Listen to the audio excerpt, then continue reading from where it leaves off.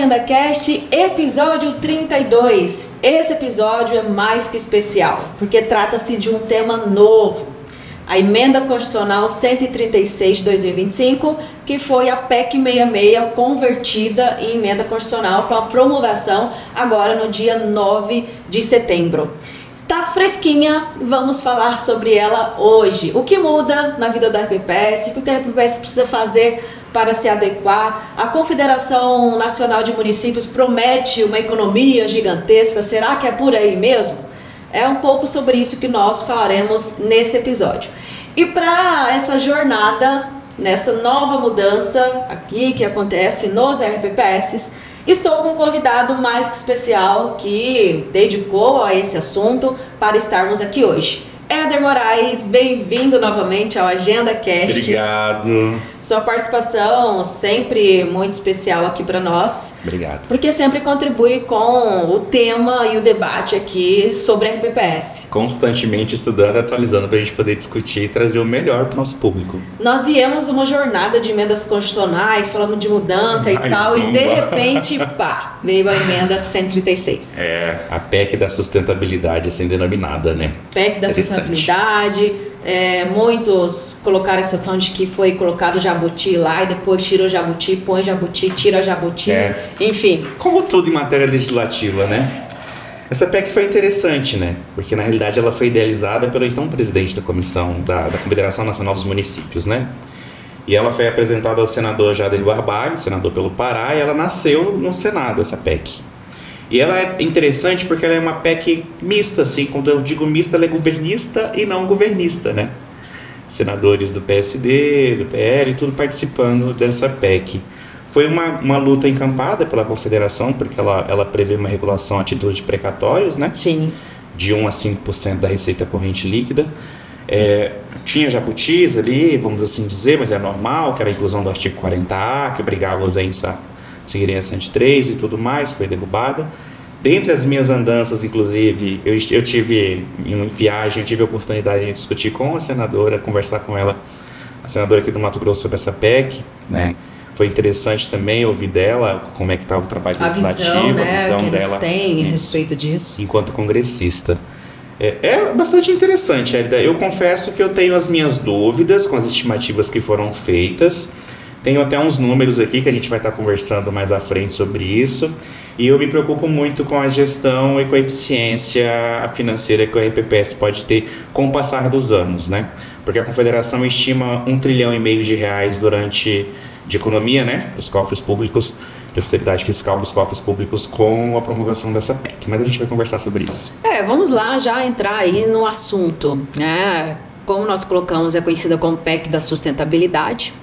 Qual é o objetivo principal da PEC que foi convertida em emenda constitucional e como essa economia prevista pela Confederação dos Municípios, ela pode ser atingida na visão deles? A PEC ela tem como objetivo a previsibilidade fiscal aos entes federativos, né? De fato, não dá para falar de a PEC não, gente, perdão, a emenda constitucional. É porque tudo tão novo e a gente vem discutindo PEC, falando só de PEC 66, PEC 66. Ela traz essa questão da previsibilidade fiscal. O foco principal dela estava em cima dos precatórios e entrou também a parte dos regimes próprios de previdência social. Então, aos entes federativos, precatório de 1 a 5% da receita corrente líquida, né? A desvinculação dos precatórios da União das despesas primárias. Para os RPPS, o que pegou foi a questão da retirada do PASEP, das receitas da contribuição previdenciária do cálculo do PASEP, que de fato representa um ganho real e imediato aos regimes próprios, e parcelamentos em até 300 meses, 25 anos, né? Até agosto de 2025 poderão ser parcelados, né? Institui o programa, né, de parcelamento previdenciário da regularidade, traz uma série de passos que a gente pode estar discorrendo também sobre isso, e no final das contas ela está falando sobre isso, sobre ajuste financeiro, sobre previsibilidade fiscal. E daí essa estimativa de 1,5 trilhão de reais que a Confederação calcula, né, para os municípios, mas esse 1,5 trilhão assim não foi especificado, tá? Durante a vida dessa emenda. Quanto tempo, assim, não se foi... Pelo menos não colocado na mídia, mas certamente eles devem ter feito, né, algum cálculo aí, alguma previsão de um lapso temporal para se atingir esse montante. Esse montante. Entretanto, antes mesmo da promulgação da PEC, já tinha nota da Ordem dos Advogados do Brasil informando que ia aguardar a promulgação dela para entrar com ação direta de constitucionalidade, né, em conta dos precatórios. Acompanhei até o momento, não há nada protocolado, mas já tinha uma nota no site oficial da OAB de São Paulo, da OAB Federal, do Distrito Federal, que ia entrar com ação direta de constitucionalidade. Alguns destaques ali da PEC, também não precisou exatamente sobre o que seria, tá? E o que altera a emenda constitucional 136 altera para os RPPS? Você falou um pouquinho, assim, de forma pincelada, sobre o PASEP, sobre o parcelamento de débitos, as condições, os critérios que se exigem. Vamos aprofundar um pouquinho mais para esclarecer um pouquinho mais para o nosso público. Desconsidera-se as contribuições previdenciárias para o cálculo do PASEP, né? Porque tudo que o Instituto recolhia ali de contribuição previdenciária é 1% de PASEP e vai para a União. Que é o Os PIS. investimentos também entravam assim, na questão do... Tudo entrava, né? As receitas. Eles tiraram, mantiveram-se só as despesas administrativas, que hoje estão limitadas a 2%. Sim. Não quer dizer que sejam 2%. Né? Até ou seja, 2%. Isso. Se um RPPS recolheu 10 milhões de reais ali, 1%, PASEP. Hoje não mais. Hoje essa receita fica dentro do cofre do RPPS ali. Vai ser investido, vai ser aplicado. Ganho para o RPPS, concordo plenamente. Super positivo. Super positiva, né? Tanto que foi bem comemorada, porque era uma luta dos RPPS nesse quesito do PASEP. Exato. Aí veio a questão dos parcelamentos. E aí é onde nasce a minha preocupação. Mas vamos lá. Eu até tomei nota aqui para não me esquecer. Dentro da questão do parcelamento, existem alguns passos que precisam ser considerados para que o RPPS e o ente federativo selem esse contrato, né? Que é o levantamento do passivo, né? Ele precisa contabilizar todos os débitos previdenciários junto ao RPPS ou ao regime geral que seja. A aprovação local, né? Da legislação, isso não muda. Sim. Né? Já Inclusive assim. ele coloca um prazo, né? Para que haja essa adequação. Procolar a adesão e formalizar junto ao Ministério da Previdência, né? A assinatura do termo, firmar um acordo com a União, com o Estado, com o município nesse caso ali, implantar sistemas para controlar esse parcelamento de forma efetiva, né?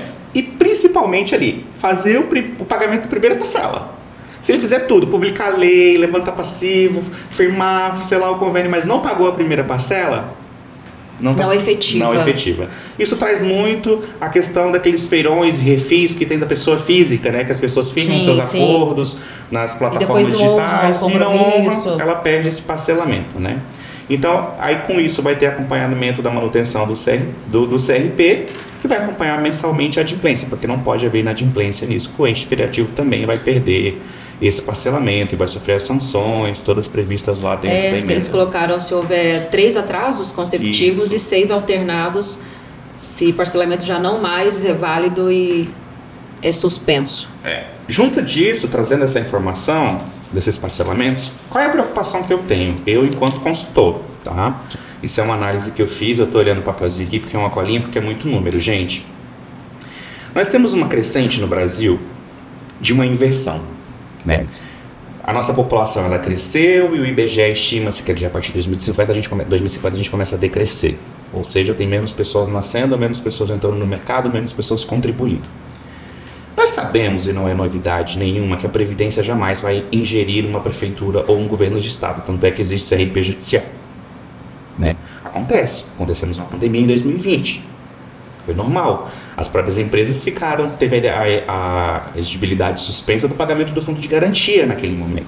Então, as coisas acontecem. Qual é a preocupação que eu tenho com parcelamentos que vem numa crescente? Porque na 103, há pouquíssimo tempo, fixou-se 60 meses como limite. Em 2021, foi a emenda constitucional 113 e trouxe para 240, condicionando a adoção das mesmas regras da 103, né? E agora nós temos a PEC 136 liberando até 300 meses. Mas vamos lá. Eu peguei uma previdência do Estado aqui do Brasil e fiz uma comparação dos anos de 2019 e 2024. Olha que interessante. De 2019 para 2024, houve um declínio de 15% do público dos servidores ativos. né? Considerando 2019 a 24, são 5 anos, isso quer dizer para mim que a cada ano 1% a menos de servidores efetivos contribuindo. Sim. Perfeito? Em via inversa, eu tive uma ascendência, uma crescente de 5%, 5,17% dos aposentados. Ou seja, ele está crescendo 1% ao ano. Mesma proporção. Não, 5 para 1. Ah, tá. Eu diminuo 5%, essas pessoas faleceram, instituíram pensão, se exoneraram, enfim, aconteceu alguma coisa, mas 15% saiu do serviço público e desses 15%, 5% está crescendo das aposentadorias. Você percebe que cada vez tem menos gente contribuindo para mais gente usufruindo? Sim. Ok. Essa é a matemática. Esse RPPS, especificamente, já tem bastante tempo que ele tem um RPC. Então as pessoas estão contribuindo até o teto do regime geral, né? É mais um problema, porque se ela já tem mais tempo, eu tenho mais tempo pagando integralidade e paridade. E menos tempo ela é limitada ao teto. Ela é limitada ao teto. Tá, com a previdência complementar. E aí eu venho com o parcelamento. Eu vejo que ao longo prazo, se não bem estruturado, bem estudado, principalmente o ponto quando a gente fala aqui, que eu falei um pouquinho antes, sobre o levantamento do passivo, contabilizar todos os débitos previdenciários junto ao RPPS e fazer uma gestão de fluxo com teto anual para tudo isso, a gente vai incorrer num desequilíbrio financeiro atual latente, crescente e quase que incontrolável. O RPPS, por todas as suas formas e proteções constitucionais e tudo mais, tem o Tesouro como seu fiador. Nunca vai haver a insolvência de um RPPS e o servidor vai ficar sem seu benefício, né? O Tesouro vai aportar o quanto for necessário. Mas eu tenho para mim que quanto mais o Tesouro aporta, mais ingerente o RPPS fica, né? Ele fica mais dependente. É aquela questão de que sempre é socorrido, né? Exato. Houve uma necessidade financeira, tem quem vá e abarque aquilo. E aí a gente causa essa situação de dependência. Então, quando a gente coloca parcelamentos previdenciários em até 300 meses, 5 anos após a gente definir, quando eu falo enquanto nação, né? O limite de 60, e aí 2 anos depois, vamos botar 240, e aí 2 anos depois, 300. Quantos que vai ser depois? Daqui 2 anos, quantos vai ser? Possivelmente esses parcelamentos que houver, que quantidade de parcelas menores, não tiveram a eficácia esperada. E aí sim, resolveu-se aumentar o tempo, o prazo, para ter um pouco mais de eficácia. Porque se não está havendo repasse, de toda forma a RPPS está sem perdendo essa contribuição ali nos seus cofres. E está havendo maior aporte porque ele não tem ali as contribuições, os valores para pagar os benefícios. Isso é fato.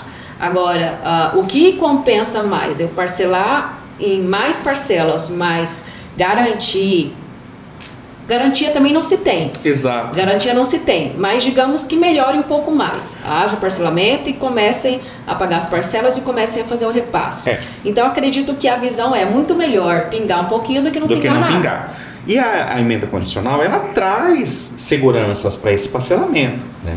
Ela muda um pouco o sentido disso, controles de efetividade e a possível perca do parcelamento, a perca do CRP, que aí automaticamente faz o município ou o estado perder os repasses diretos da União, né, a participação do FPM. Então, ele veio com essa visão de tentar garantir também que, uma vez o parcelamento feito, que ele seja cumprido, que ele seja honrado. Eu quero acreditar. Porque com a perca do CRP, sabemos que o município fica quase que de mãos atadas. De mãos atadas. A capacidade de pagamento dele cai, ele não recebe recursos federais nem estaduais, ele perde o direito de ele fica no Serasa, vamos assim dizer, né? Ele não consegue mais contrair crédito com as instituições financeiras, fica uma situação de colapso. Então, assim, eu quero acreditar que, de fato, esses mecanismos de controle venham a funcionar, a garantir a efetividade do pagamento dessas parcelas, porque eu, francamente, me preocupo com a saúde financeira e a independência financeira, atuarial, administrativa e jurídica dos regimes próprios, né? Eu acho que a gente, defensor da bandeira do regime próprio, vem lutando há muito tempo para essa autonomia de fato sair do papel, né? E as pessoas conseguirem ali, de fato, os servidores terem o controle disso. O servidor vai precisar se manter vigilante por meio dos seus conselhos, tanto deliberativo quanto fiscal, quanto ao cumprimento do parcelamento e os termos que esse parcelamento foi celebrado. Os servidores e o próprio RPPS, porque com a emenda constitucional 136, o que muda na vida do RPPS, o que o gestor tem que se atentar, o que o RPPS tem que se atentar também para que tenha eficácia nessa mudança, nessa alteração, que quero eu acreditar que é uma alteração pensando no melhor. pensando numa forma de fortalecer o RPPS, porque o PASEP não vai ser mais retido, descontado, isento do PASEP, então é uma receita que fica para o RPPS, e o parcelamento no quesito de que, você já não está tendo nenhum tipo de repasse, vai parcelar em 25 anos, mas vai pingar todo mês um pouquinho. Todo mês deve entrar um pouco. Então, vejo eu que pode haver essa questão positiva. Evidentemente que também, vamos deixar claro que não é que eu vou pegar R$1.000, dividir em 10 vezes e pagar 10 vezes de 100, não é assim, tem correção, sim, inflação, tem inclusive índices fixados lá. Tem juros, tem assim, essa fixação. Não é assim, não há uma perda do valor real desse montante a ser recebido. Mas é muito importante que esses parcelamentos sejam honrados, né? Porque não dá para ficar basando o parcelamento do reparcelamento, que inclusive agora eu posso reparcelar débitos previdenciários que eu já tinha parcelado. Eles colocam só o lapso temporal que é até agosto agora. Agosto de 25. De 25, né? Todos os débitos previdenciários até agosto de 25 é que pode entrar no parcelamento nesses termos. Então, assim, de maneira muito clara e quero deixar até de maneira contundente, eu não sou contra a emenda constitucional de maneira alguma. Eu vejo, sim, que ela traz uma previsibilidade fiscal, principalmente para a União, com a separação dos precatórios das despesas primárias. Eu acho que isso traz um fôlego para a União. Vejo interesse. Essa questão do precatório de 1 a 5% a depender da receita corrente. Nós temos, por exemplo, Várzea Grande aqui, que foi notícia, que tem um alto volume de estoque de precatórios, né, a ser pago. Então, assim, vai ser complicado para a gestão municipal aqui da nossa cidade vizinha, Várzea Grande, trabalhar com isso. Inclusive, o estoque de precatório de Várzea Grande é maior que o de Cuiabá. Foi noticiado pela própria prefeita lá, que ela tem uma preocupação com isso. Então, vai dar um fôlego de fato no caixa das prefeituras e dos estados. Isso é fato. Sim. Agora, a que custo isso precisa ser calculado, né? Tem que ser feita uma dosimetria aí de como que isso vai. Eu acho que tudo que é amargo, se a gente conseguir controlar a dosagem, né? Como diz o Dr. Carlos Esteves, doses homeopáticas, a gente consegue digerir. Fica no equilíbrio, a gente consegue digerir. A balança consegue se manter, digamos assim, e caminhar. É isso aí. Foram citadas as alterações para o RPPS. E para o servidor, muda alguma coisa nas regras de aposentadoria, pensão? Tem algum impacto, alguma mudança efetiva? Não, inclusive isso foi um dos jabutis que tinham lá, né? Sim. Foi retirado. O servidor não muda nada. A PEC 136, ela é voltada altamente para a questão dos precatórios, previsibilidade fiscal, ela não mexe em idade, não mexe em regra, então os servidores não precisam se preocupar quanto aos seus direitos, vamos assim colocar, frente às suas aposentadorias, suas reservas, reformas, pensões, enfim. Mas é importante que o servidor, enquanto parte interessada, né, e dono do recurso do regime próprio, porque ele contribuiu para aquilo ali também, esteja atento. E dentre das recomendações que eu poderia deixar para os servidores e para os próprios gestores de regime próprio, é a formulação de uma nota informativa, um boletim, para que isso seja apresentado ao Conselho, no sentido de informar que existe a promulgação da emenda constitucional 136, que ela traz essa possibilidade de parcelamento, que ela traz essa alteração no regulamento dos precatórios, que ela traz um novo cálculo para o PASEP, a forma de que o seu conselho esteja bem informado, porque de fato essas pessoas, não só membros do conselho, como todo o grupo, né, toda a massa de servidores, nem todos estão envolvidos no dia a dia, então eles não acompanham muito essas alterações legais. Então é interessante que o gestor prepare um informativo nesse sentido e que o servidor esteja atento à legislação. Isso aqui não muda nada no seu planejamento previdenciário, mas pode mudar o rumo das finanças da cidade, do estado e do próprio RPPS. E essa divulgação da RPPS vem naquele sentido da educação previdenciária, para que o público, os aposentados, ativos e pensionistas fiquem cientes do que está acontecendo de mudanças aí na legislação e no funcionamento do RPPS. Nós falamos que a emenda constitucional ela trata ali de precatórios, negociação de dívidas e afins. Aquele servidor público que tem precatórios, como funciona? E o que tem de ligação entre precatórios e RPPS? Importante dizer que o precatório não tem relação com o caixa do RPPS. Primeiro ponto. É porque como ficou na emenda constitucional que trata RPPS, trata precatório, pode haver essa confusão. Exato. E é importante esclarecer. Inclusive, quando um servidor tem alguma ação ajuizada e venha vencer contra o RPPS, o município sempre responde como polo passivo também, né? E junto, município e Estado. Então, ele está processando o Estado, está processando o município. O RPPS vai responder, mas dentro do que te cabe. Quando ele trata dos precatórios, ele traz aquela questão da limitação de 1 a 5% da receita corrente líquida do município, não pode ultrapassar, dentro dos critérios que vão estar estabelecidos no texto constitucional agora. Mas né, apesar de trazer uma previsibilidade, de organizar a fila, existem grandes estoques. Então, o que vai acontecer são pessoas que têm aí, estavam na iminência, na expectativa de ter seu precatório liquidado, tem que esperar um pouquinho mais. Sim, ficar um pouquinho mais na fila, esperar um pouquinho mais. Existem mecanismos, né, que antecipam esse pagamento, a negociação direta com o credor, existem outras situações disso, e no caso de atraso, né, aí vai para uma ação de execução, de cobrança na justiça também, onde vai haver sequestro, bloqueio de contas dos entes públicos, enfim. Mas é muito importante destacar que, apesar de estarem juntos ali no texto dessa emenda constitucional, não tem relação. O precatório não tem nada a ver com caixa do RPPS.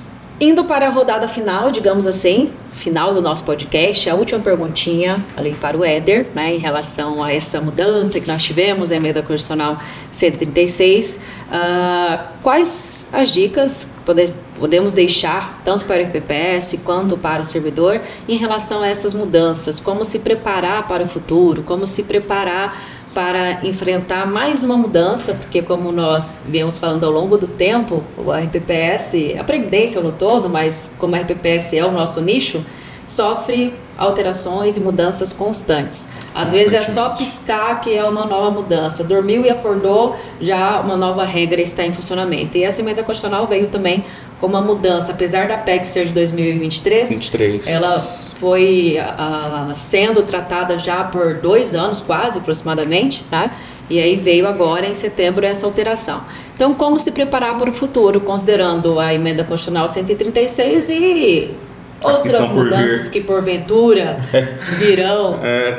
A gente até falou aqui, né, que assim, é uma emoção ser brasileiro, né? Sim. Todo dia é uma coisa, é um eita atrás de um vixe.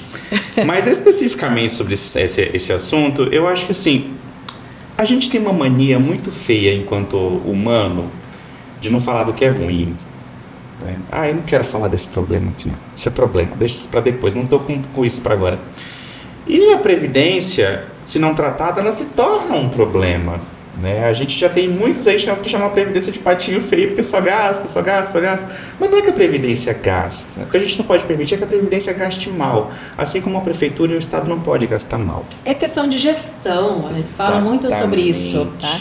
Às vezes, não adianta eu ter só o recurso, ele precisa ser bem gerido. Se não for bem gerido, vai ser mal utilizado, e aí o resultado é catastrófico. Eu, nessa quase uma década que eu vivo Previdência aqui, eu venho acompanhando os mecanismos de controle que o próprio Ministério da Previdência, as secretarias da Previdência, os órgãos de controle vem implementando. Olha a evolução que nós tivemos saindo do CISOB para o CIRC. Sim, uma evolução gigantesca. Então, assim, a gente percebe que o governo está comprometido com a austeridade fiscal e com o controle de massa. Então, cabe a nós, e enquanto consultores aqui, aos gestores públicos, seja dentro das prefeituras dos estados ou dos RPPs, sentar e abrir essa caixa e ver de fato qual é o tamanho do passivo, qual é o problema que a gente tem. Usar esse mecanismo do parcelamento em até 300 vezes de maneira honrosa, como ela foi conjecturada dentro da emenda constitucional. Seguir isso para que isso funcione de verdade, né?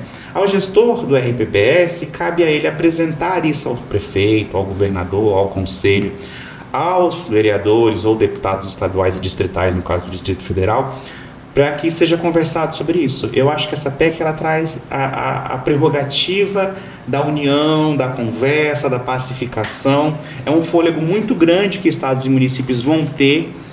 Evidentemente que é duras penas para alguns, né? A gente sempre fala isso, toda reforma, toda emenda constitucional, ela vem evoluindo, ela vem trazendo. Tem pessoas que já estavam para receber precatórios, vão ter que esperar mais um pouco, mas vai receber, vai receber. Sim. Né? Eu vejo que de fato foi uma PEC de sustentabilidade, porque ela está tentando trazer um pouco de equilíbrio. O Brasil ele tem disso, né? De mudar muito. A gente cresceu muito rápido, né? Eu vejo por Mato Grosso, por exemplo, Mato Grosso na década de 70 tinha uma frota de 35 mil veículos. Vê hoje quantos são?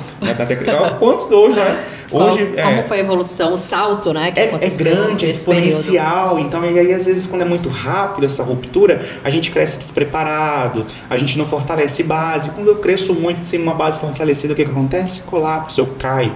E esse não é o nosso desejo para nenhum RPPS, para nenhum ente público, né? Nosso desejo é a continuidade, é o fortalecimento das prefeituras, dos governos, do RPPS. A gente quer um RPPS saudável e por isso a gente está conversando sobre isso aqui. Então fica para os gestores a abertura do que muitos chamam de caixa de Pandora, mas não tem nada de caixa de Pandora. É só um problema que a gente tem, que a gente precisa resolver. Tem que enfrentar, inclusive, exato. Tem que enfrentar, não pode ficar deixando para depois, protelando, porque uma hora fica insustentável. Aos servidores, continuem com o seu planejamento previdenciário, porque é muito importante disso, muito importante. Fique atento, né, ao seu planejamento previdenciário e fique atento às alterações da legislação, porque aquele dinheiro que está ali dentro é seu de diversas formas. Exato. Enquanto contribuinte, diretamente para o regime, enquanto munícipe, contribuindo para os impostos, que acabam também sendo vertidos no pagamento de folha, no custeio das despesas como um todo. Acredito que seria isso. Sim, foi bem colocado. Os RPPS precisam sim ter essa observação e cada RPPS fazer a sua lição de casa nesse sentido que você colocou. Olhar para si, olhar para tudo que está posto, esse fôlego que está sendo colocado agora, que é a possibilidade dessa negociação, de honrar esse compromisso e fazer com que aqueles débitos previdenciários que estão lá há muito tempo sem receber, sem ter notícia, sem ter perspectiva de recebimento, com o parcelamento agora, ter essa perspectiva e que as coisas aconteçam. Melhor caminhar em 300 parcelas do que em nenhuma. Então vem aí essa alternativa para dar esse fôlego e conseguir caminhar um pouquinho melhor. Éder, muito obrigada pela contribuição excelente em relação a essas mudanças da Emenda Constitucional 136. Sempre acontece não só mudanças, mas entendimentos também, eles são formados, são mudados de tempos em tempos. Acabamos de ver, inclusive, questão de votos de ministros que são mudados. Então, muita coisa é mudada assim do dia para a noite, digamos. E na Previdência isso acontece muito. Nós temos aí os GESCOM, porque não é no plural.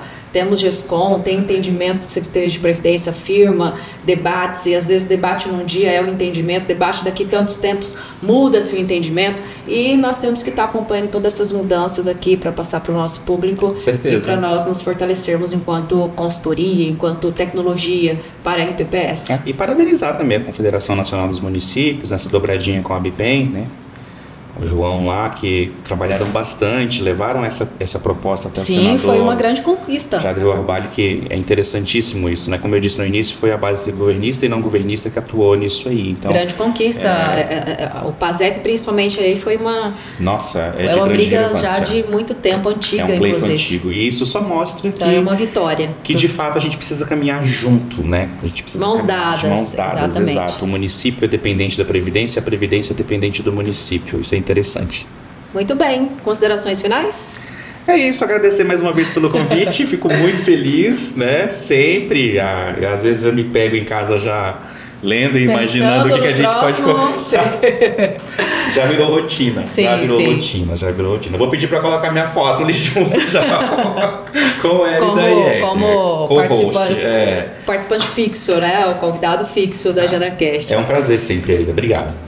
Valeu, Éder. Gratidão mais uma vez. Deus abençoe sua jornada. Continue firme e forte nos estudos. O debate sempre tem muito a crescer com essa postura de debater e buscar essa evolução e esse crescimento sempre. Obrigado. Você que esteve conosco até aqui ao final desse episódio, gratidão. Continue nos acompanhando. Mande suas sugestões, dúvidas, reclamações. Queremos muito interagir com vocês. E para quem ainda não segue a Agenda Assessoria nas redes sociais, siga-nos no Spotify, Instagram, YouTube, LinkedIn, todas as redes. Estamos para conversar e interagir com vocês. Afinal, para nós, o mais importante é conectar com vocês. Muito obrigada e até a próxima.